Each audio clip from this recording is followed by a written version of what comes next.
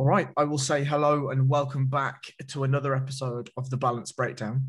And today, as always, we are joined by the one and only, the pride of the Fighting Irish, Mr. Ian O'Neill. So how's it going?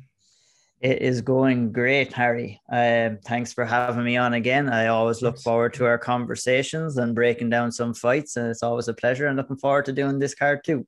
Well, let's jump into the news stories for the week. And I want to start with the most recent one, which is we're recording this today on the 7th. And today is the weigh-ins for this weekend's fights. And Ryan Benoit, I guess, successfully made weight. If you could call it that. His fight he was 4 pounds over. Oh, he was 4 pounds over? He was, yeah. He was 3 pounds over. I believe he weighed in at 129, I believe, or 139, whatever. Okay. Yeah, so he still didn't make it, like.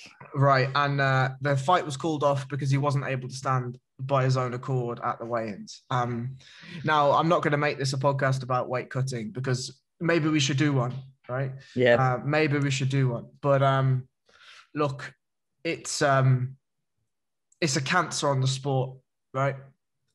Yeah, it's a thing that, whenever, and we've seen multiple videos down through the years of fighters in bad shape during weight cuts and everything like that. With Ryan's particular one today, you're talking about a guy who has to be carried out to get onto the scale with guys on either side of him. Like, for me, how do we even get to that stage? How do we even get to that stage? His coaches, his team are there, the commissioner there, UFC is there. They have a good indication about what's going on and how a weight cut is going.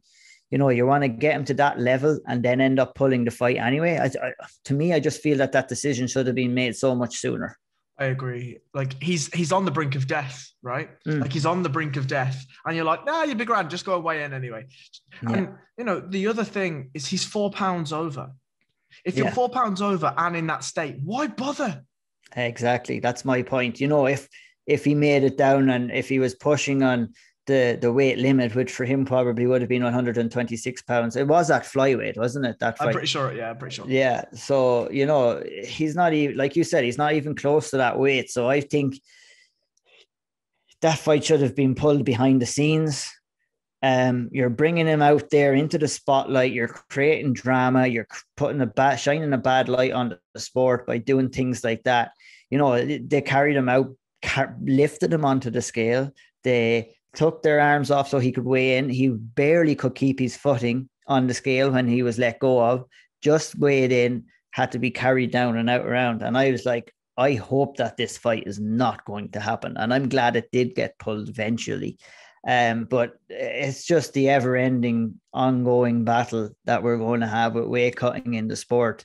It needs to be seriously looked at before something bad really in a major organization. All it takes is one mishap, and that we've seen it time and time again, and things going on the regional scene and stuff like that. But if it comes too close to home and it happens in the UFC or Bellator or one of these big promotions where they have somebody get seriously hurt or even die, that's going to be bad news. So where do we go from here? I don't know. I couldn't agree more. I mean, obviously there was a death very close to home for you guys, right? Yes. And it was recent enough that nobody should forget about it. No, I don't think anybody should ever forget about João Carvalho's death. Absolutely. It was absolutely terrible that had happened, and it was very unfortunate. And I guess, we're in a stage right now where MMA is suffering, but hopefully it's suffering in Ireland for the greater good, that it'll be recognised and it will be safer for our fighters coming through after that mishap and after that unfortunate event with João. But, we see it like we're talking about João's death, which was on the regional scene in Ireland.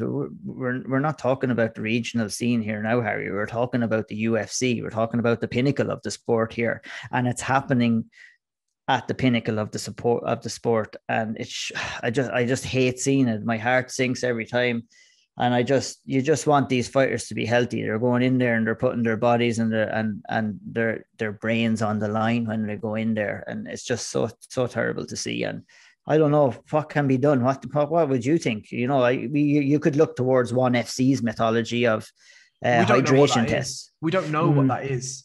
Do you know what I mean? Like, you don't know what it is because it's not publicized and it's not well documented. To me, you spot check, you know, USADA just turn up and they test you. At the same time that they test you, they take your weight. Yeah.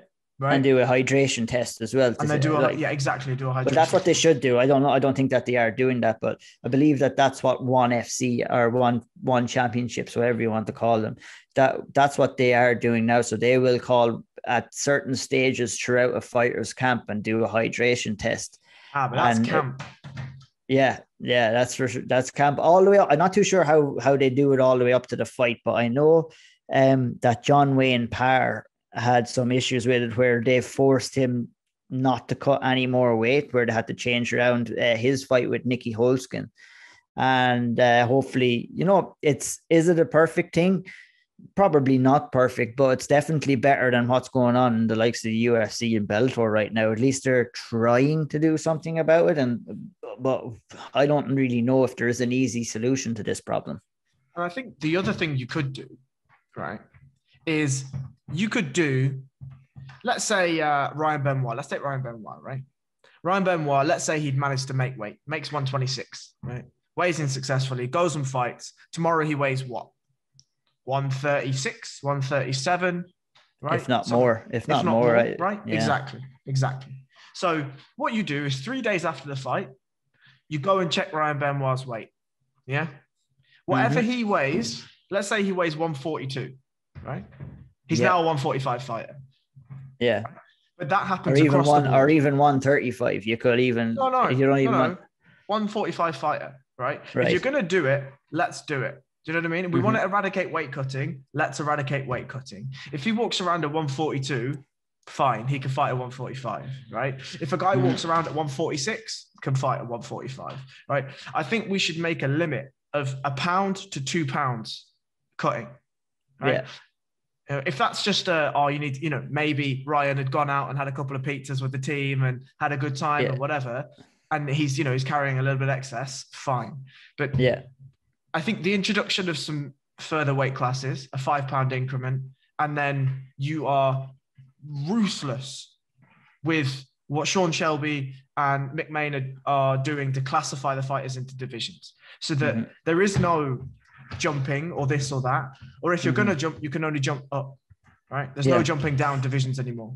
Something that would probably help that process too is the introduction of more weight classes as well. Exactly. But then, you know, you have to do it correctly, because the introduction of more weight classes means more opportunities for fighters to cut down to different weights again.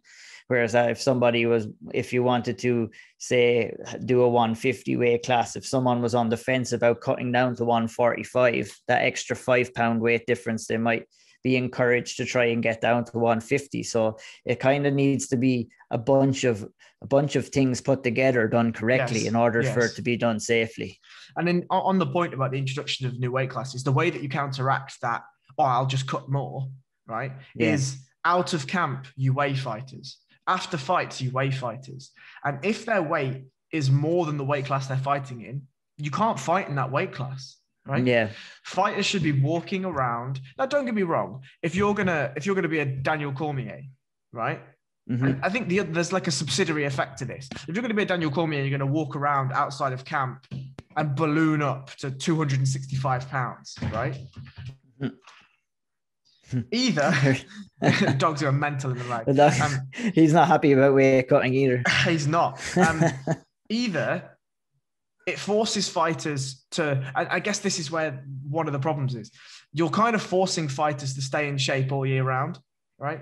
Whereas as fans, we shouldn't as people, viewers of the sport, we shouldn't have that control, right? If a fighter wants to go and get 300 pounds and then cut back down to 155, if that's their weight class, then they should be allowed to do that, right? But I feel like there should be a healthy medium, right? Yeah. A healthy medium where you test a fighter when they're in shape and when they're in shape, they're 155. Let's just say, cool. You're now 155. You because we know, right? You've been around enough fighters. I've been around enough fighters that there's guys in the gym that I train at, and they walk around 20, 30 pounds, 35 pounds over what they fight at. Yeah. No more. Yeah. But fighters do need protection from themselves as well. Like, you know, they are fighters at the end of the day. And when you're preparing yourself for a fight, everyone will say 80% mental, 20% physical. And I think it is that, you know, you're mentally preparing yourself. You have that mentality where you feel that you could be anyone in the world, and you will do anything when you're in that mindset. So like, they look at the weight cut as something that's normal in the sport, and they're always going to be looking to try and get down weight because that's what everybody else is doing as well. So it's like, people will, you know, you sign out a contracted weight. It is the fighter's responsibility to get to that weight, but, you know, they need protection from themselves and the authorities to set up a safer environment in order for them to cut weight, or we're going to have a death in the sport. It's going to happen. It's 100% another death in the sport. We're going to have a death at a major UFC event or Bellator event, and that's big trouble. We don't need to be dealing with that in the sport right now. Right. And when you were saying, oh, like, this isn't the regional scene, this is the UFC, I'm like, but that's the point. It shouldn't even happen at the regional scene. It shouldn't happen at all. Let alone. Yeah. Exactly. Right. And I think, as I say, to protect fighters from themselves, if you have to do it, you have to go to the extreme. It has to be all the way. You just have to eradicate weight cutting, full stop. Otherwise, as you say, these fighters will do anything to get an inch. Right? Yeah. To get an inch, to get an edge, and they're like, I'm going to go in there and smash this dude. It's the fight. So, it's the fight game. That's the mental aspect to it. You want to ensure when you are a fighter that you have the utmost mental edge, and no matter what, if it's 1 pound of weight, if it's 2 pounds of weight, it's a scary thing. And, you know, I'm not too sure if there's a solution around the corner for this either. Like, you know, I just hope it doesn't get to the stage where something really bad does happen and we're forced to make changes. I'd much rather prefer that changes be made before something bad happens. Yeah, but I mean, if we're looking at UFC history at all, it's going to take something bad to make something happen. I think so. And that's the sad reality around this situation. Right, well, we'll rumble on. Very quickly, Diaz and Edwards has been moved. It's now been moved to UFC 263. It's because Diaz has a small injury. What's the betting that scar tissue on his face? Yes, definitely. I actually spoke with Sean Sheehan about this, and the pod god himself. The pod god himself. Yeah, we were wondering what happened, and the timeline surrounding the injury and the timeline of getting the fight back on would suggest that it is a cut that took place. Right, and if you know Diaz at all, you know that he opens up like, you know, a piece of meat. Do you know what I mean? Like, oh yeah. He did. We've seen that in the McGregor fight. We've seen it again in the Masvidal fight, and it's part of his kryptonite now. You know, he has a lot of scar tissue there. And yeah, it'll be interesting to see how it heals up. I know that Leon Edwards is going to be going for that area, no problem. I believe it was in around his right eye that got damaged pretty badly. So yeah, it'll be interesting to see. It's unfortunate for Leon that the fight got pulled. He has had absolutely horrific luck lately when it comes to fights falling out and not happening. But I guess the silver lining is that he just has to wait another month, and we get to see that fight. It gets added on to the Israel Adesanya card with his fight with Marvin Vettori, and it actually turns that card into a fucking monster card. It's going to remain at 5% or 5 rounds as well, which is a good thing for us. And I'm looking forward to seeing the fight, and hopefully that Diaz recovers, gets his cut all cleared up if it is that. And we get to see a good entertaining fight. I'm going to move on here, but the one thing I will say is one of the strongest weapons in Leon Edwards' arsenal is his elbows out of the clinch. Yes. Mm-hmm. And that's going to be like, you know, not to dwell on the fight all too much. wasn't it supposed to happen on this card? Was it? Or was it the next? 262. Yeah, it was supposed to happen on this card. Yeah, I found it the whole matchup itself a little bit strange that Diaz would take a fight like this because I think that Leon Edwards is a very dangerous opponent. And yeah, like you said, he's very dangerous off the clinch as well. And he's going to be aiming those elbows straight at Diaz. It'll be interesting to see how Diaz holds up. But overall, and I guess we'll talk about it down the line again, I would be fancying Edwards for that fight right now. I think it was a very strange. Yeah, I found it a very strange and peculiar decision that Diaz decided to take this fight amongst any other fight. I mean, it does make sense. If he beats Leon, he's right there. If he loses to Leon, he just waits for McGregor, or he takes the next person. It does make sense. But it's a high stakes matchup, right? And I think as well, if Diaz loses, whatever, you know what I mean? Yeah, fights are still there for him. He'd have that Masvidal rematch if he wanted, and a McGregor rematch too, also as well. So, it'll be super interesting to see how all of that plays out. Yeah. Anyway, let's jump into some fights. So, main event. Let's start with the main event this time. Yeah. Charles Oliveira, Michael Chandler. The first time when I saw this matchup announced, I literally just went, yeah. Like, what are we going to do? It fell together a little bit, I think. I think that was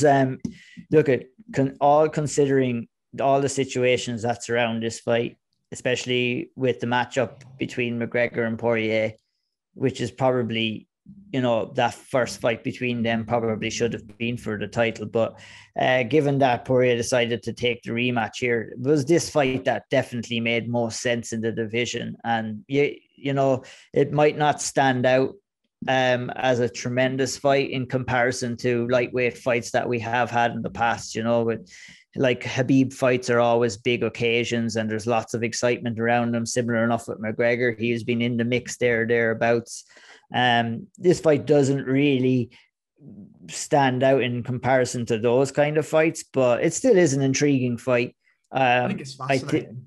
I think that Charles Oliveira, he definitely deserves to be there, as does Michael Chandler to a lesser extent. You're fighting how often has that happened? Do you think your second fight inside never happened? Has it never happened before? No, can't have. Especially, I mean, maybe from the WEC days, but never from a fighter comes over from a different promotion, has one fight, title shot. I don't think it's ever happened. The nearest one that I could think of was Brock Lesnar, but he fought a couple of fights before he got the title. I think he won it on his third attempt or maybe fourth in the UFC. But yeah, it's, fair play to Chandler. The luck is on his side. He gets that shot, and I think he has a good chance of winning this fight too. I think it's a good stylistic matchup for him. I agree. I think that he will be more powerful and stronger than Oliveira in the clinch and on the ground. I think that he can keep the fight standing.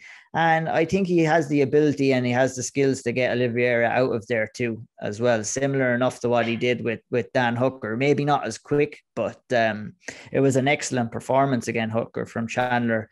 He kind of got Hooker on the back foot straight away, had him moving away from his right hand. He's what Hooker thought was his power hand, but just had a beautiful switch and landed a beautiful left hook over the top that Hooker ran straight into, set a beautiful trap for him and devastating knockout. And, what can you do? Here he is in the title shot now. He cleaned out one of the top 5 guys. So there's nobody else there, nobody else willing to take the mantle. So he finds himself in a title shot and kudos to him. And I think, we could be staring down the barrel of the gun of him being the champion come Sunday morning.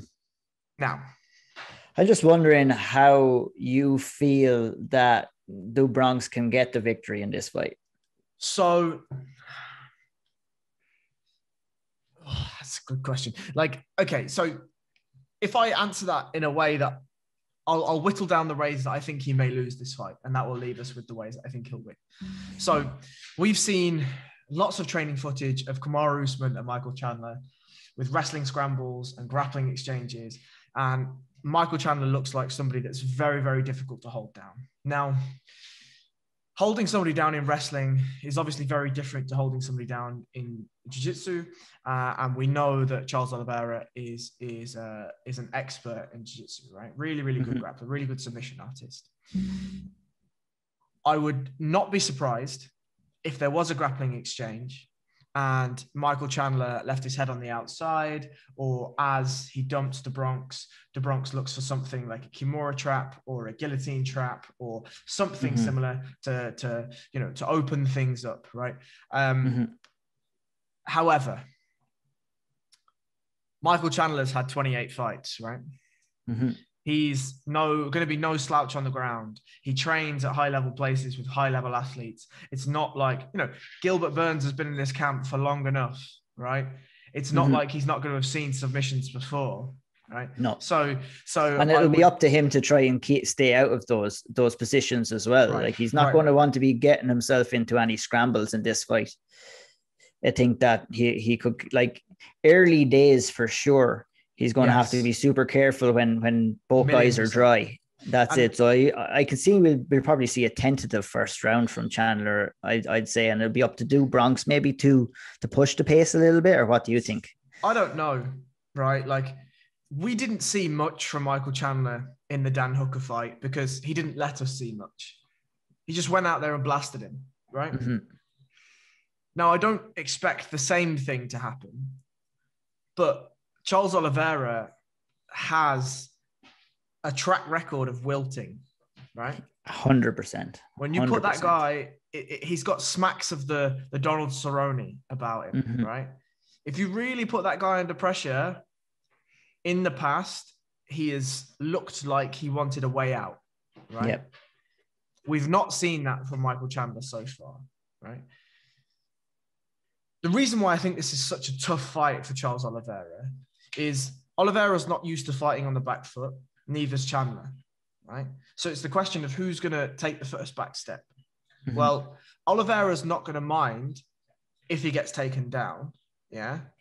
However, Chandler is going to be very wary of that takedown, I suspect, right? Maybe Chandler just comes up, dumps him on his head, and we just see an entire domination. Possibly. I'd be surprised to see that, to Me be fair. too.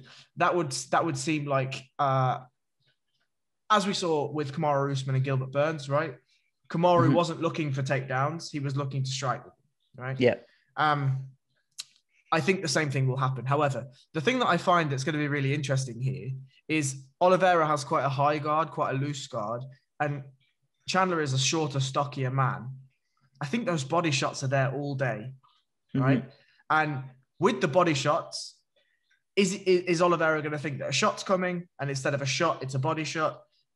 Is Chandler then able to mix up shots and fake takedowns and this and that, and the next thing, disrupt his rhythm and never let him get settled, right? If that happens and the body shots start coming in and Oliveira then thinks that takedowns are coming in, what's open is chin, right?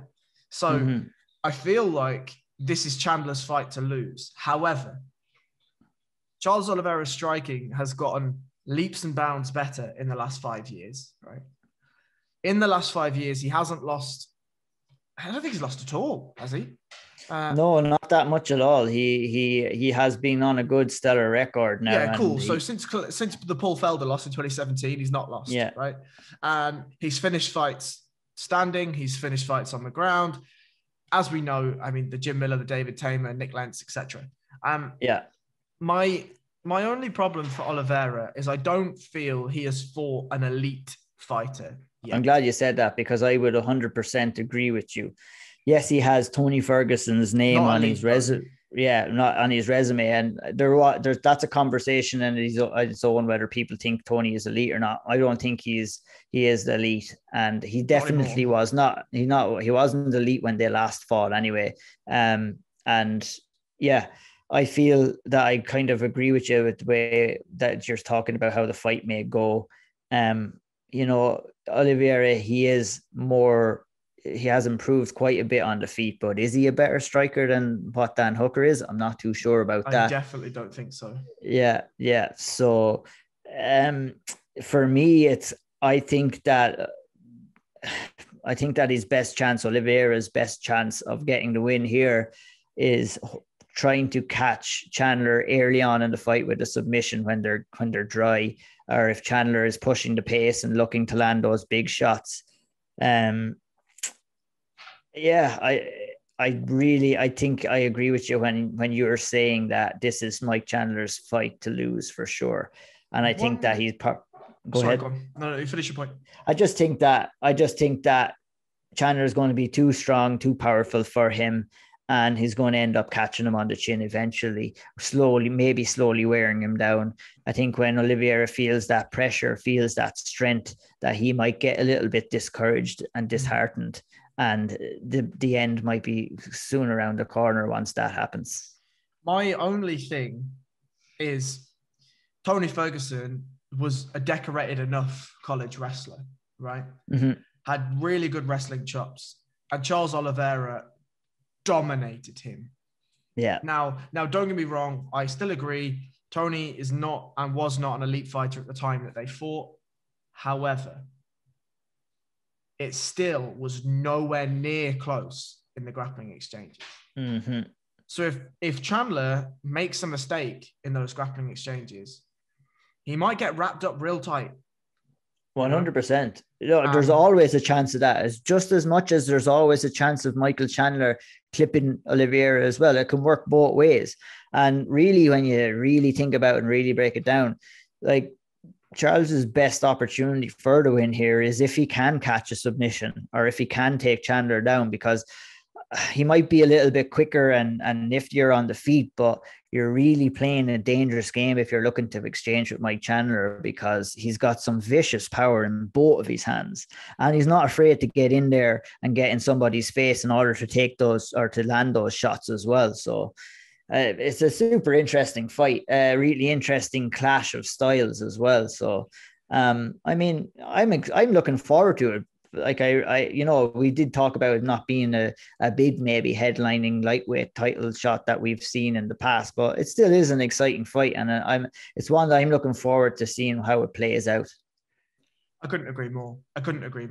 And actually, I think the next fight, the co-main event, Tony Ferguson, Beneil Dariush, to me, this is sad. Yeah. Right? The reason why I say that is because I feel like Tony, look, I mean, okay, Lando Venata win, which he should have lost. Rafael dos Anjos, Kevin Lee, Pettis, Donald Cerrone, etc. Like, these guys are fantastic wins.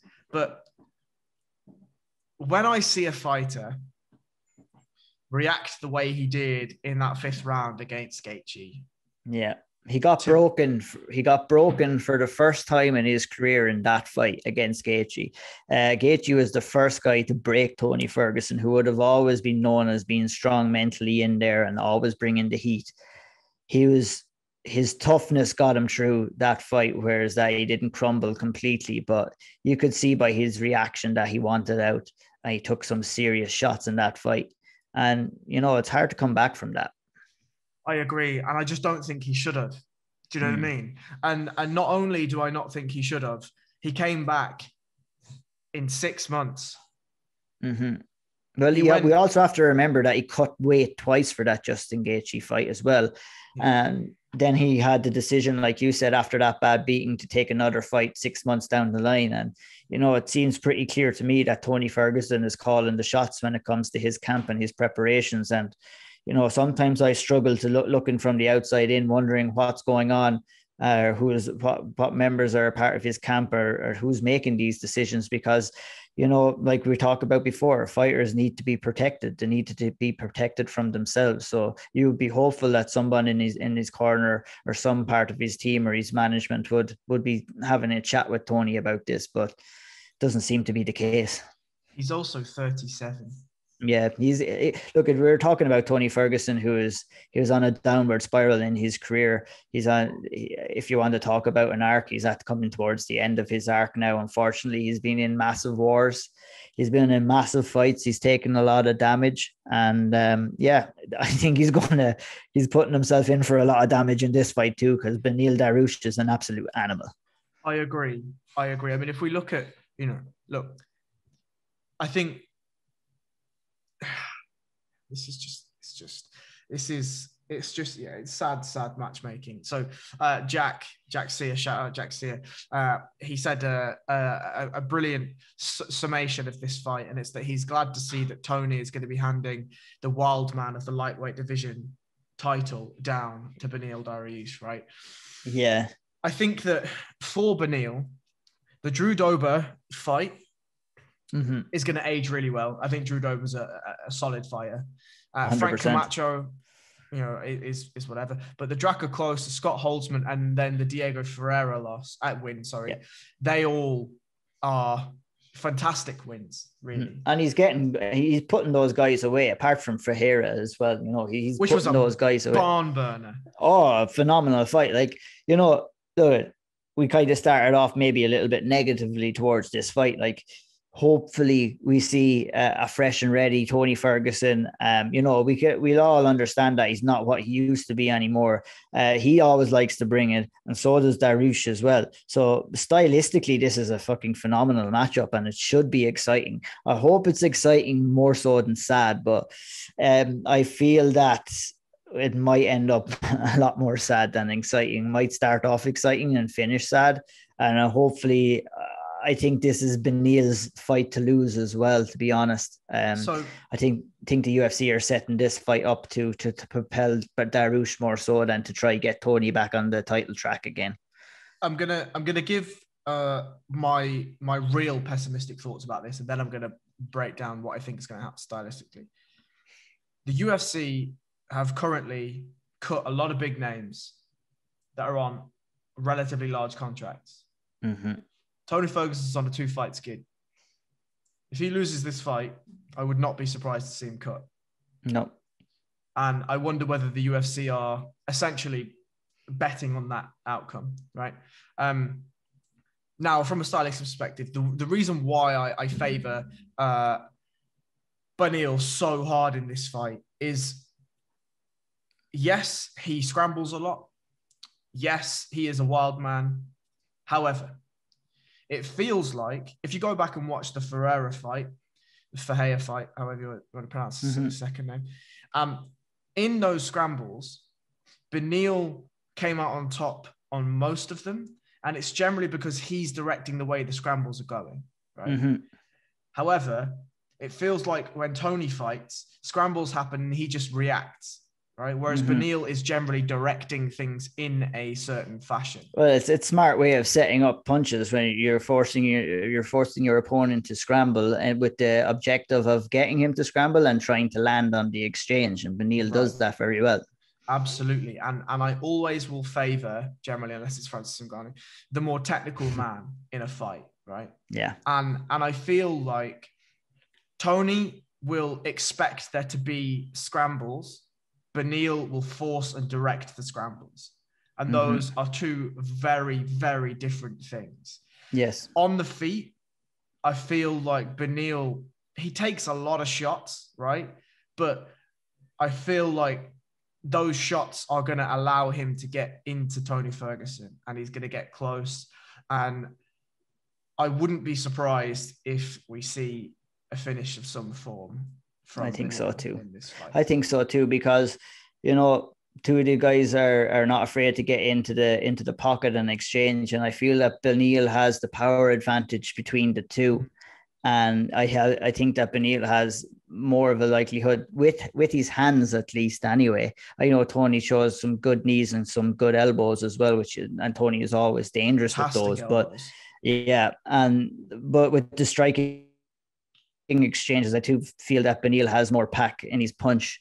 And obviously Tony has taken some heavy shots in his past that he has probably taken up. He's been beaten up a lot more than what Beneil has, and his durability might not be once what it was. So Yeah, I'm kind of leaning towards that myself. I feel that this fight could be mad exchanges on the feet, mad scrambles. And in the end, I think Beneil might just clip him and put an end to Tony's night early.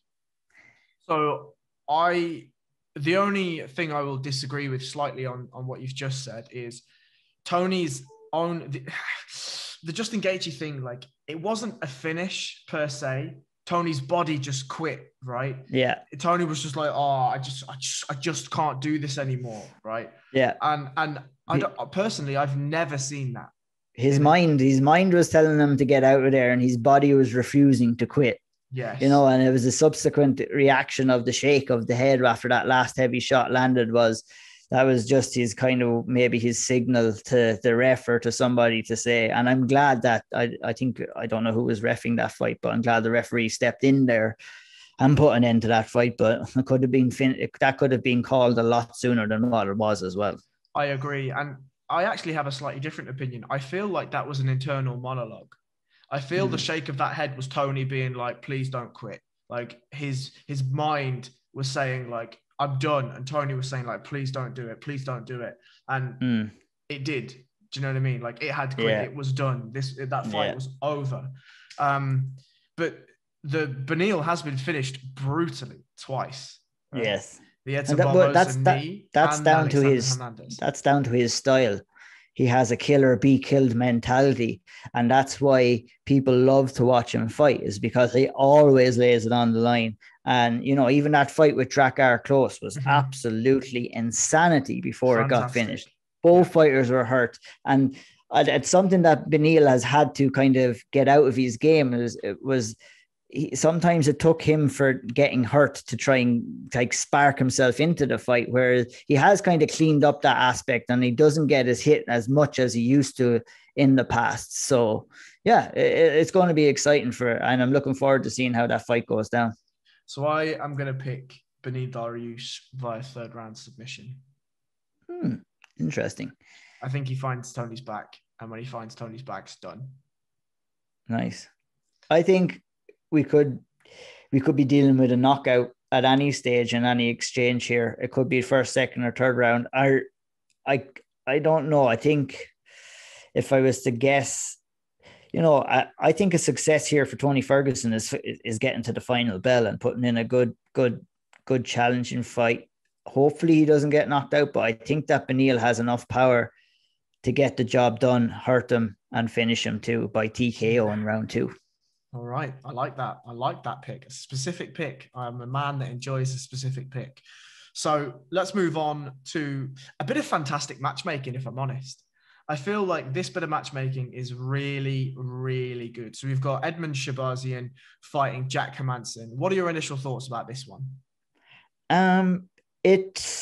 My initial thoughts is that it's a really tough test for Edmund coming into this fight, considering that he picked up his first loss against Derek Brunson. They're not giving him a gimme fight, or they're not giving him an outside ranked opponent. They're throwing him in there with some pretty good competition in Jack Hermanson. And I think that Shahbazyan will have it all to do if he wants to get the win here. All credit to him for stepping up and taking a fight like this after his first defeat. It just shows the character that he has. And for me, I'm always super curious to watch young fighters and just fighters in general who have been on a long winning streak or have been successful and then just pick up a loss. I'm really excited to see how Shahbazyan comes back and how he's improved his game. But he's going to have to be at the top of his game. And even if he is at the top of his game, it still might not be enough to get by somebody like Jack Hermanson. Absolutely. Absolutely. I feel like what's happened here is Jack Hermanson wasn't supposed to lose to Marvin Vettori, right? Marvin Vettori was supposed to lose to Hermanson. Hermanson was supposed to get the title shot to give a different mix. So it's not Whittaker. It's not a rematch with Vettori. It's a different matchup. It's fresh. And then Till can go over, get a win somewhere, and then it's Till next, right? I think that was the plan. However, Marvin Vettori obviously played spoiler, and we've now got Vettori versus Adesanya. So they are giving Hermanson a chance to take somebody that really, if we look at Edmund Shahbazyan's last couple of fights, he went from Jack Marshman to Derek Brunson in a fight. The only person in between there is Brad Tavares, right? Now, Brad Tavares is obviously the perennial gatekeeper and very rarely gets finished. Got finished in the first round. Then goes up to Derek Brunson, loses to Derek Brunson. At this point, he's 23 years of age. We slow our roll a little bit, right? Let's go back and start fighting the Brad Tavares, Jack Marshman level competition. And let's see how that whole thing plays out. But instead, Jack Hermanson's been given a little bit of a layup, a potential layup, right? Now, that's not to say Edmund might go in there and just whack Jack Hermanson. It might happen, right? Yeah. But I feel like Jack has far more ways to win this, not just from a grappling perspective, but just his overall striking game is far more seasoned than Edmund. And, you know, what can you expect? The kid's 23 and had 12 fights. Do you know what I mean? Like, yeah. It's like you made a very good point there where, like, about the matchmaking for at least Shahbazyan, who failed, I guess, at his first attempt at beating a top level guy. And that's okay. He's young and he's only 23, 24 years of age now. And I would have to agree with you. It's like, why put him in there next with someone like Jack Hermanson? And to me, there's a lot of that kind of stylistic matchmaking going on right now, whereas that they're not really nurturing these younger fighters too much, or at least as much as they used to in the past, where they would like to slow build a fight. And you might see a young up and coming fighter fight maybe three unranked guys, 4 unranked guys before getting into the top 15. Now you're having guys coming in fighting for titles after 2 fights. You have young fighters coming in, the likes of Jai Herbert, the likes of Reese McKee, who are being brought in and thrown straight to the wolves straight away. Like, you know, it's either, and I'm scratching my head at that kind of matchmaking. I don't know. Obviously, there's reasons maybe that we don't know why they're doing that. Maybe there's just an abundance of talent out there that you just need to find out who's the real deal, who's not. But like, you have to give a fighter time to develop too. You know what I mean? So, you know, you go out there, you give these younger guys savage beatings and at that stage in their career, they might never be the same again. Their mentally could be ruined, but it's going to be interesting to see. It's going to be a proper test for Shahbazyan to see if he can get back up there where, like, you know, he was very highly touted as one going to be the next big thing in the middleweight division. So this is going to be a super tough fight, but I definitely agree with you. There's definitely more ways that Hermanson can win this than Shahbazyan. I think Shahbazyan's best chance would be to keep it off the mat and try to land some of his devastating shots that he can do. He's long and rangy on the feet. I would probably class him as maybe a little bit better of a striker than Hermanson, but Hermanson has enough in him on the feet as well where he can hold his own too. I agree. I think to just touch on these points a little bit, I feel like this is happening because the UFC are desperate for stars, right? Yeah. So what's happening is they have an abundance of talent coming in from the academy, right? The Dana White Contender Series, the Dana White looking for a fight and all that stuff. So everyone's getting fast tracked, and it's either sink or swim. If you sink, they just let you go. You can move on and you can be cannon fodder for the next prospect. If you swim, fantastic. We've got a star on our hands, right? And that feels to me the way that this is with Shahbazyan. It's, you're 23. Are you going to do it or not? That's what it looks like to me as well. It's either sink or swim kind of a job. And, you know, he could be staring down the barrel of a gun of 2 straight defeats inside the UFC as well. Well, I think overall, and you said it well, we are seeing a lot of fighters coming through the Contender Series now. And I think overall we might be in a transitional period in the UFC when it comes to the older talent kind of coming towards the end of their career and some of the newer talent coming in.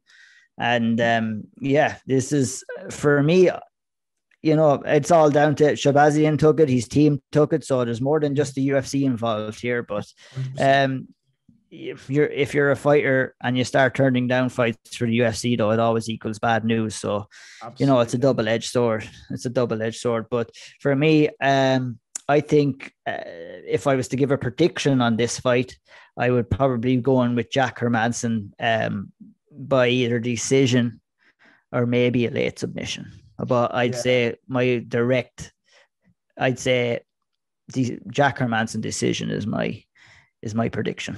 I'm going to take Jack Hermanson rear naked choke in the second. Ooh, specific. I got you set up after my specific pick the last time. You really have. So really interesting female fight up next. Caitlin Chookagian versus Viviane Araujo. I mean, Araujo's been in the UFC a lot longer than I remember. She's 4-1, right? Her only loss to Jessica Ryan. That was a unanimous decision. I feel again, this division is relatively shallow, right? There's not much there for Shevchenko. And it feels again a little bit too soon for Araujo to be thrown in. Caitlin Chookagian is there or thereabouts perennially now, in and around that title picture. She loses a fight, she wins a fight, she's back in there. She loses a fight, she wins a fight, she's back in there. She doesn't lose to anyone that isn't high level, right? The Andrea loss, Valentina loss. Other than that, she always picks herself back up and, she goes away and wins a fight. And the conversation's right back there. And I think now this is Caitlin Chookagian's turned into a gatekeeper, right? She sure has. And what she has is she has developed herself into that gatekeeper off the back of losing the title fight, where this fight is set up for Araujo with the possibility of her taking out a former title challenger. And I know what you're saying when you say that it might be a bit too soon for her, but I'd be a little bit more forgiving in the 125 pounds women's division, because we are lacking a lot of challengers for Shevchenko right now. And I think the UFC are under pressure to try and build some stars and build some fighters to get up there and fight Shevchenko. And 100%. To be honest, who would want it? Who would want that fight against Shevchenko right now? She's absolutely looking unstoppable. But, Chookagian is a very good fighter, solid fighter, very good athlete. And her athleticism gets her a long way in the fight game as well. This is a fight that could go either way, in my opinion. Araujo has been in there with a veteran like Roxanne Matafadri and getting the win in her last fight as well, which was really good for her. So she does have the capability, I think, of going out there if she fights the correct fight against Caitlin, and she has the ability to get the win. But Caitlin has the ability also to get the win from her end as well. She fights very well from the outside, and she just has her style, and it's very difficult to overcome. I think it's a complete toss up in the air who wins this one. Maybe Caitlin's experience in championship fights and stuff, like in bigger fights, might get her over the line, maybe by decision. Yeah, I think the big thing for me is the reach, right? Caitlin's 5'9", 5'10", something like that. She's a big lady. She is. Viviane Araujo is 5'4". And Caitlin's style is outside, point fighting, keeping you on the outside, keeping you on the outside, keeping you on the outside. And I feel like she has every chance to do that in this fight. Every single chance in the world. So, range isn't everything, right? Don't get me wrong. But I feel like when you have a significant advantage there with reach and height. You know what I mean? You have to fight smart. You have to utilize that advantage. Like, you have to fight. That smart move for Chookagian is to stay on the outside and throw those jabs out and those straights out and keep Araujo at distance, because Araujo is going to want to close that gap and get the fight down. I think she'll feel that she'll probably be the stronger fighter on the mat. And I mean, possibly, but people forget that Caitlin Chookagian has a brown belt under John Danaher, right? She's no slouch on the ground. No, not at all. Look, you get crucifixed by Valentina Shevchenko. These things happen in MMA. Absolutely. Right? These things happen in MMA. But you don't see her getting dominated on the ground much. All that much, of no. That. Yeah, you really don't. And I'm not necessarily, I definitely think if you're Araujo, if you had the choice to fight on the feet or fight on the mat, I think she's going to be picking the mat here, given the height advantage, given the way Chookagian fights. She's a pretty decent striker at range as well. So, 100%. I think, it's a it's a do or die kind of a thing for Araujo. Like, does she stand and get picked apart on the feet, or does she try and take it down and maybe, might not necessarily submit Chookagian, but taking her down and controlling her and landing some damage and ground and pound. That's what I feel that her best route to victory is. Yeah, so I'm going to take Chookagian by decision. What do you Me think? Too. Okay, Me too. Fantastic. Now, the next fight is Fight of the Night for me. This is one of my favorite matchups of the year, if it goes out how I expect it to go out. We've got Shane Burgos versus Edson Barbosa, and usually I'd be courteous because I started the last fight and I'd give it to you, but I'm not going to. Go ahead. Oh my God, could this be an absolute fucking wildfire of a fight? Violent is a fantastic word to describe it. Look, the thing that I find so interesting about this is this is a perfect styles matchup, right? You've got one guy who fights on the outside with fantastic counter fighting, and then you've got a guy that trudges forward and wants to hurt you.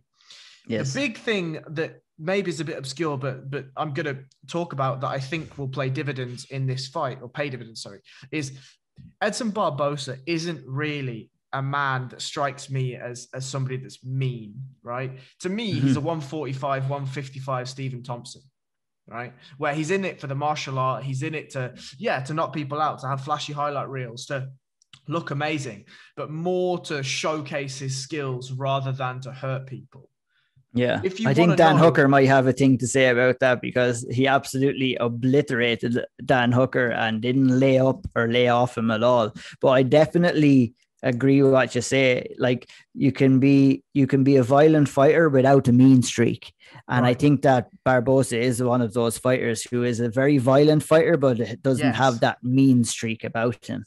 However, if you want to see a mean streak, go and watch Shane Burgos versus Makwan Amirkhani. Yeah. Holy fuck. Like, I honestly, watching that fight live, I was like, Shane, please just put him out of his misery, please. Like, oh, Jesus. Shane Burgos is a mean man. And when it comes to these kinds of exchanges, Shane Burgos, we also know, has an iron chin. Yes. An iron chin. The amount of damage that guy has taken and just walks through with his tongue out and just keeps going is disgusting. Josh Emmett has hands of fucking stone, and Shane was just eating breakfast. Fucking eating him up like lunch, yeah. It's crazy. Absolutely nuts, right? And look, the other side of this is iron chins don't last forever, right? No. And if we go through the fights that he's had, Godfredo Pepe was a close enough fight. He whacked Charles Rosa, gets whacked by Calvin Kattar. Kurt Holliber, close enough fight, took a bit of damage against Cub Swanson. Makwan Amirkhani, the first round was close enough. The rest of it absolutely wasn't. And then he took so much damage in the Josh Emmett fight. The potential for damage in this fight is extremely high, right? Extremely high. However, I feel like this fight is going to go one of two ways. It's a footwork battle for me. That's what this fight is. If Shane Burgos can cut the cage off and pin Edson against the cage, he's going to land a lot of damage, and Edson is going to have a serious problem on his hands. If Edson can keep his back off the cage and push Shane Burgos back, Burgos has a lot of trouble in this fight, I think. What do you think? I think that it's an excellent stylistic matchup. And for both fighters, Burgos has that power in his hands. He's more boxing orientated than I feel anything else. And his boxing is absolutely sensational. His chin is next to none. And that the proof to the pudding, and that was like what you said in the Josh Emmett fight, because there's not too many people can eat those shots from Josh Emmett, especially at that weight. Josh Emmett is an animal as much as Burgos is an animal as well. I always enjoy watching him fighting. He just throws shots with reckless abandon and has no problem eating shots either. When it comes to this Barbosa fight, he's going to have to be very careful in where he fights the fight. He doesn't want to get caught on the outside and leave himself open for the kicks of Barbosa. Barbosa is also dangerous in the middle where he can land those knees and he can land elbows as well. I think Burgos' best chance of winning this fight is getting Barbosa moving on the back foot and cutting off the cage, like you said, and getting his boxing off, just like smother him straight face to face. You cannot give Edson Barbosa any space to let loose on his kicks, because he's going to be coming at Burgos with shots. I don't necessarily think that he's going to go head hunting with a guy like Shane Burgos, who has proven to have had. Yeah, you can't do that. So if you're Barbosa in this fight, you're going to have to work the legs and work those body shots as well. And you're going to have to slow down the footwork of Burgos as well. And I think that's what you're going to have to do if you're Edson Barbosa to win this fight. You're going to have to eat away at the legs. You're going to have to eat away at the body. You're going to have to tire Burgos out, because Burgos will stay going all day and all night. But this is a fucking fantastic fight, and I cannot wait to see it. My problem, I've got two questions, right? Not problems, but questions. The first question is, Dan Ige and Shane Burgos, to me, are similar enough fighters. Small, stocky-ish, solid. I mean, I'd say Dan Ige has better grappling, but Shane Burgos has better striking. But 100%. Similar enough fighter. They want to come forward. They want to be aggressive. And the fight with Dan Ige and Edson Barbosa was a fucking barn burner, right? Barn burner. And I thought Barbosa was very unlucky not to win that fight. Me too. I thought he was unlucky not to win that fight now. But I'm just going to go through the fights on Edson Barbosa's record, right? Since 2014. Donald Cerrone, Evan Dunham, Bobby Green, Michael Johnson, Paul Felder the first time, Tony Ferguson, Pettis, Melendez, Dariush, Habib, Kevin Lee, Dan Hooker, Gaethje, Felder the second time, Dan Ige, Makwan Amirkhani. If you talk about a man that's been through some wars, Edson Barbosa has been through some wars. And the question I have is, does he really want another one? Is he really up for another one? It's a good question. And it's one that I guess we'll find the answer out. We certainly will. On the night, because Shane Burgos is going to bring the fight and is going to bring the war. And it will be up to Barbosa. I think he still has it in him. I think, the Dan Ige fight, he was very unlucky to lose that. It was his first fight cutting down to 145 pounds. Looked a lot more comfortable at the weight Barbosa did when he fought Amirkhani the last time out as well. So this is really a good opportunity to put his name back in the reckoning when it comes to talking about title shots and stuff like that in the 145-pound division for Barbosa. If he gets a win over someone like Shane Burgos, you would be looking at matching him up with a top 10, top 5 opponent next, with the thoughts of maybe putting him into a title shot. But it's fucking killer's row there at 145. I mean, there's not really any easy fights in the top 15 if you're at 145 right now. If Edson Barbosa gets through Shane Burgos, please, can we have some fun? Can we do Calvin Kattar, Edson Barbosa? Can we please have some fun? And it would be a great fight, because technically I think that Calvin Kattar is nearly a better version of Shane Burgos, the way he fights as well. So it would be a good testing pot for a fighter like Edson Barbosa to go in and get a win against Burgos. Or if we really want to have some fun, if my man comes back from injury, can we do Edson Barbosa, Zabit Magomedsharipov? Ooh, yeah, back from retirement. He's seemingly hung up his gloves full time, but I think it's more so MMA retirements, but he's definitely going to come back. I think it's more out of frustration and not being able to fight for so long, and I definitely think that he will come back. But that's about the Chechen guy coming out and saying that he isn't retired. Oh yeah, he like did Kadyrov, isn't it? That guy. Kadyrov, yes. Yeah, he pulled Shimaev out of retirement as well, didn't he? So he seems to have a lot of pulling power over there. Well, my understanding whatever is going on. Kadyrov sponsors the gym that Zabit trains out of. And seemingly he has quite an influence, as we've said. But that would be quite the influence. Would be a polite way of kind of saying what influence he has on those kind of fighters. Sure. So that rounds out the main card. And to be honest, I think it's absolutely fantastic. What a main card that is. Yes, it is. I'm really looking forward to it. Look at it. We're unfortunate that we lost the Diaz and Edwards fight off this card, which would have made it a fucking fantastic card. But nonetheless, it's still really good. Lots of entertaining fights on the main card and a couple on the prelims as well, which I'm sure we'll talk about right now. Absolutely. So we'll run on to the prelims and we'll skip through these a little bit more. I feel a bit bad for Jacare, to be honest. Yeah. We were talking about, the UFC maybe trying to set up Beneil Dariush for a title run. I don't think that the UFC have set up this fight against Jacare and Muniz with the thoughts of maybe putting Jacare on another title run in the middleweight division. I think, he's lost 3 or 4 fights on the bounce now. It's could be 3 fights on the bounce. He's lost 4. He's lost 3 out of his 4 out of his last 5 fights. So this is a big fight for Jacare. If he doesn't get the win here, I think he'd probably get his marching orders. 100%. I think that's what the UFC have probably put this fight together to try maybe and shine a light on Muniz and try to get him a name on his resume to try get him to the next level.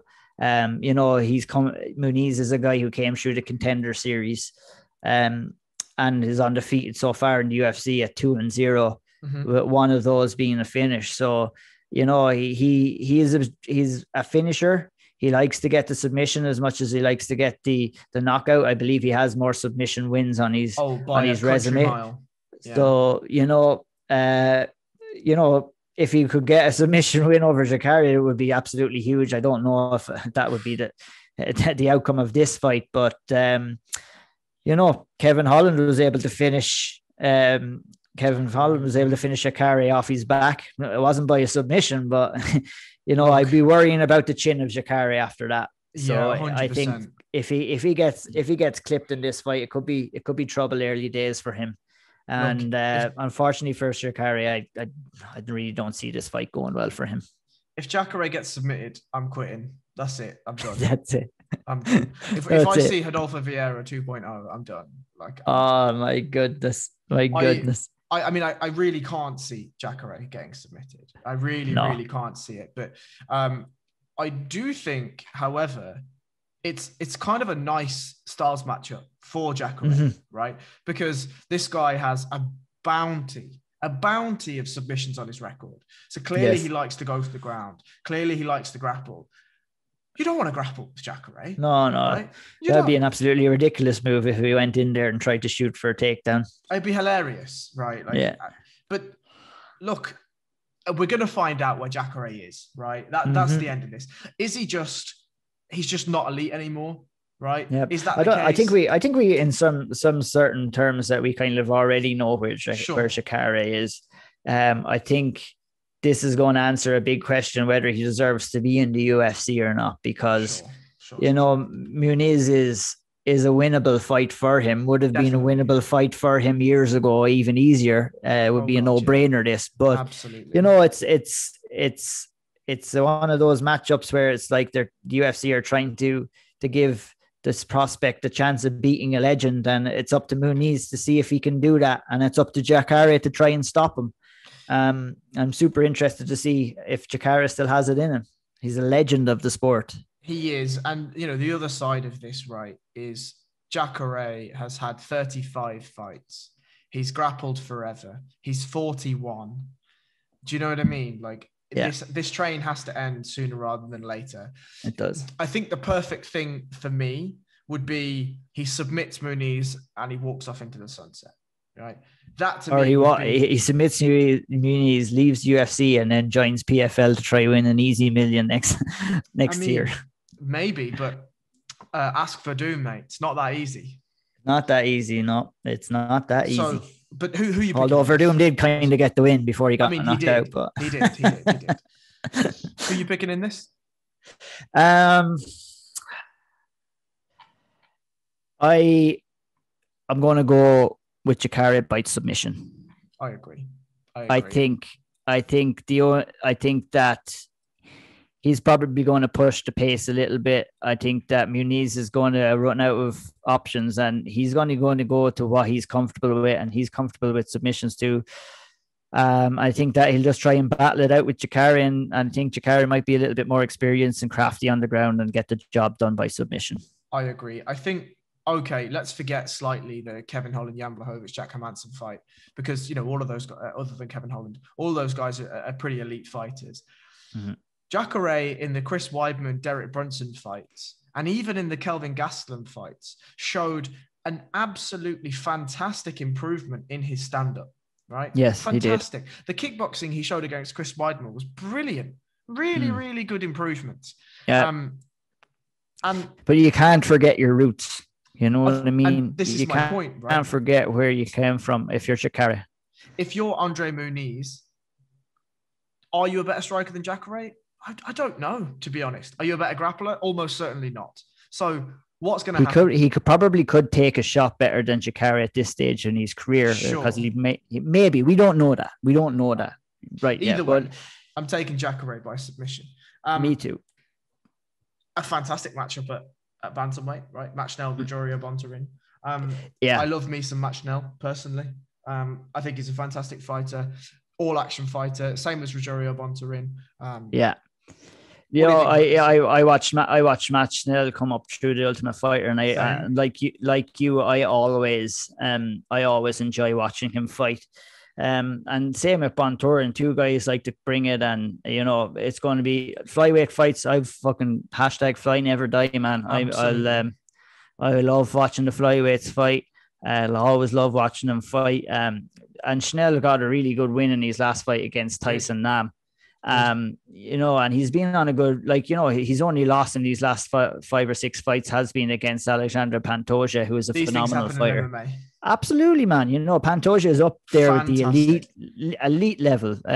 So now you get two guys going at it again with the chances. You know, whoever wins this is going to be like, it's a really big fight for Bontorin, because he's dropped his last 2. He's lost to Ray Borg and he's lost to Kai Kara France in his last fight as well. So, you know, there's a lot on the line for both of these fighters, and this is a good opportunity for both of them to pick up a win and to move forward and into probably the top 10 of the division and pick up a big fight in their next fight for sure. Not that this is not a big fight, but a bigger fight. And again, right, there's not many people lined up for Figueiredo. Right. So obviously you're going to do the Moreno rematch. But then you've got a little bit of a gap there, right? Kai Kara France is a little bit away. Mm-hmm. Right. You've got Smolka's nowhere near, Tim Elliott's nowhere near. There's a couple of guys in and around, but there's not an absolute nail on next guy. So you could see, you know, Matt Schnell goes in, picks up a win, or Rogerio Bontorin. I think if Bontorin picks up a win, you slow the roll. I don't think he would probably get a title shot off the back of a win here, but he would definitely get an upper echelon fighter in his next fight for sure. I think for Matt Schnell, if he picks this fight up, wins, you know, if he wins impressively, and I would fancy him to get the knockout here. If he wins impressively, I reckon we see Schnell in with a top 5 guy in his next fight. And if he wins that, we could very well see him in a title shot as well. And that's what the UFC are hoping for here, I think. You know, I would love to see, if Schnell wins this, I would love to see Brandon Royval versus Matt Schnell. Oh, yes. That's a tasty one. That is a tasty one. I think that's a smart fight to make. And, you know, I think Matt Schnell gets the job done here. He's going to be better than Bontorin on the feet. He's got some good power, and you know, if he goes in there and fights at 100% of his capability, I think he gets a Bontorin out of there. I think he can knock him out. I agree. We'll move on to Andrea Lee versus Antonina Shevchenko. Actually, frankly, I think this is a really good matchup for both of them from a styles perspective. We won't spend too much time on it because I think it's quite a cut and dry fight. You know, both fighters would like to stand. Both fighters are Muay Thai specialists. And really, to me, this is going to be either who mixes it up a little bit better than the other, or just who's the better Muay Thai fighter. I agree with you. This fight is going to play out on the feet for the majority of the fight.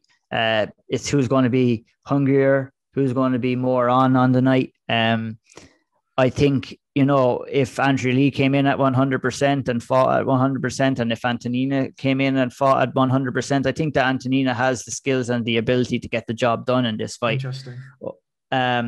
Yeah, she didn't really cover herself in too much glory in her last fight, but when you're training with a sister like Valentina Shevchenko, it can only benefit you. She lost to Caitlin Chookagian 2 fights ago, and she picked up a very good win against Lipski in her last fight as well. Yeah. So I think she has enough to beat Andrea Lee in this fight. I think the fight will mainly play out on the feet, and if I was to pick a winner, it would be Shevchenko to win by decision. What are your thoughts? I think I agree with you. If I'm truly honest, I don't really rate either of them as an MMA fighter. I think they're both good strikers, but I don't see them mix it up as fluidly as other fighters do. No, I would agree there. And I think, again, for Andrea Lee, Lauren Murphy is a solid fighter. Jojo Calderwood, solid fighter. Roxanne Modafferi is a banana skin for many, many fighters. But, if you're looking at hitting the upper echelon of that division, you need to be beating these people. Do you know what I mean? Yes. And she hasn't. And okay, Antonina's win over Lipski. Lipski to me is such a strange fighter. In KSW, she looked like a demon. Absolutely, yeah, absolutely. We were all high on Lipski there. Yeah, 100%. We were high on Lipski coming into that fight. We were there was a couple of bets thrown down, but we were disappointed with the outcome because Lipski is just a thing that she's just not performing in the UFC. But that's not Shevchenko's fault. She had a job to do, and that win. Yeah, she didn't just go in there and get the win or pick up a decision win. She went out there and got the finish in round 2. So she'll have to be very happy with that. And that will give her some great confidence coming into this fight with Andrea Lee too. And, when I say I feel that Shevchenko will win, I don't by any means think that it's going to be an easy fight for her. I think that this is going to be a razor close decision fight. I think, on the night, any of those women could win. It's going to be a technical Muay Thai battle. But yeah, I feel that Shevchenko will just have enough to get the job done. I agree. So on the early prelims, I think the only fight that I really want to talk about in any detail, frankly, is Lando Venata Mike Grundy. I think this is a great fight, actually. It's a phenomenal fight. Lando Venata is always exciting, and of course, he's always in entertaining fights. Now, he hasn't had the best run of it lately. His introduction into the UFC was that fight with Tony Ferguson, I believe, the one that he was very unlucky not to get the win in it. Yeah. And he's had a pretty topsy-turvy. He's had 1-1, lost 1 and stuff like that. 2 draws. He's been up and down. So, he fought a close decision with Bobby Green the last time. I did feel that Bobby Green did deserve to get the win there, but he's going to have it all to do against someone as tough and as durable as Mike Grundy here next Saturday night. So I'm very excited. I really enjoy watching Mike Grundy fight. He's always exciting and likes to finish as well. I'm interested to hear what your thoughts on the fight is. I feel this is relatively cut and dry, to be honest. Yeah. I think the gulf in the grappling is really, really vast. And Lando can be controlled on the ground, can be taken down relatively easily, and Grundy will know that. And I think we could either see a ground and pound stoppage or a Grundy submission, to be honest. Grundy has a bit of a lethal arm triangle, a bit of a lethal darce. Both of those, I mean, obviously, Tony Ferguson also has an amazing darce, so Lando Venata dropping to a darce is whatever. But I think this is a nice styles matchup for Grundy. I think what it does is it gives him a name, right? Movsar Evloev is a phenomenal fighter and is going to be an absolute problem in that division. So for sure, these things happen. But I think Lando Venata shows the UFC want to build Mike Grundy a little bit, right? It's another Yeah. UK guy, Darren Till's training partner, et cetera, et cetera, et cetera. You know, he's in there. I think this is a relatively cut and dry fight, frankly. For sure. I think that Mike Grundy would need to be a little careful early on in the fight. You know, Lando Venata likes to throw his flashy strikes and is very dangerous early days in a fight. What we've seen with Venata in recent fights is that he does tend to fade as the fight goes on. And I think Mike Grundy will know that. And I think if he fights the correct fight, that he can slowly wear down and wear out Venata for a win. Mike Grundy is also super tough. Oh, he's tough as nails, man. Tough as nails. Yeah, I take that. Is there any of the other fights from Jordan Wright, Jamie Pickett, Gina Mazzani versus Priscilla Cachoeira and Kevin Aguilar Tuckerlutz that you want to talk about? Not really. You know, like going back to what we were saying before, you know, we're UFC are somewhat in a transitional period right now. So we'll see a lot of these fighters who might not stand out to us right now might stand out to us a little bit more in 2 or 3 fights down the line if they pick up a couple of wins. But there's nothing, honest, you know, I look at all these fights, but there's nothing. A lot of people who are making their UFC debut, 1 or 2 fights in the UFC. So nothing that really stands out to me, but a couple of good matchups all the same. Well, we'll close it out then. And I'll ask you, what's your fight of the night? For me, I feel my fight of the night is either going to be a close one between either Burgos and Barbosa or Ferguson and Dariush. I think if Ferguson and Dariush goes the distance, that'll probably pick up fight of the night. Yeah, I'm going to pick Burgos versus Barbosa, and I'm going to pick that because I just don't have a good feeling about this Ferguson-Dariush fight. I really don't have a good feeling about it. I'd love to be proved wrong. But I just don't feel like I will. So yeah, that's all our fights. As always, absolutely fantastic to speak to you. I love your insight. It's always brilliant. Tell people where they can get a hold of you. Where can they read your articles? Who do you work for? All of that good stuff. Yeah, you can catch most of my work over at severemma.com. Do some interviews, breaking news stories, UFC previews, Bellator previews. It's all over there at severemma.com. You can catch me on social media at @IO'NeillMMA on Twitter, same on Instagram as well. Majority of the time you'll catch me on Twitter talking fights and stuff like that. Very rarely on Instagram. So shoot on over there to Twitter and I'll just be chatting shit about fights over there on a constant basis. Fantastic. It's always a pleasure. Always a pleasure coming on and speaking fights with you, Harry. It was good fun breaking down this card, and I look forward to the next one.